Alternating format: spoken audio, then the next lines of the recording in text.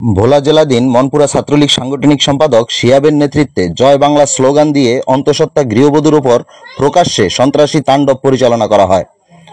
অতর্কিত এই সন্ত্রাসী তাণ্ডবে 2 মাসের অন্তঃসত্ত্বা গৃহবধূর প্রচণ্ড রক্তক্ষরণে গর্ভপাত হয় এবং তার স্বামী মহসিন গুরুতর আহত হয়।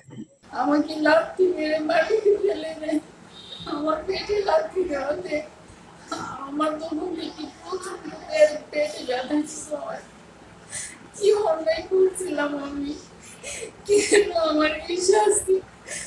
আমি আমি আমার বিচার চাই, আমি তাদের ফাঁসি চাই।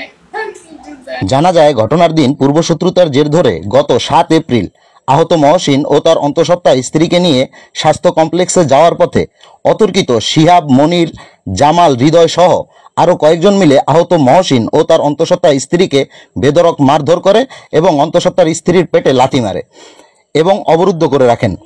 পরবর্তীতে কয়েক ঘন্টা পর জাতীয় জরুরি সেবার সহায়তায় স্থানীয় পুলিশ ঘটনাস্থল থেকে ভুক্তভোগীদের উদ্ধার করে হাসপাতালে প্রেরণ করে।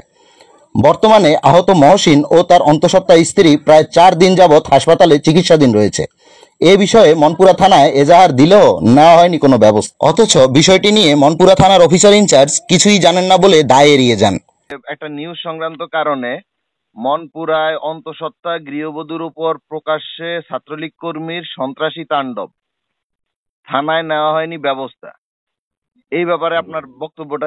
আমার কাছে এরকম কেউ আসেনি, বুঝতে পারছেন?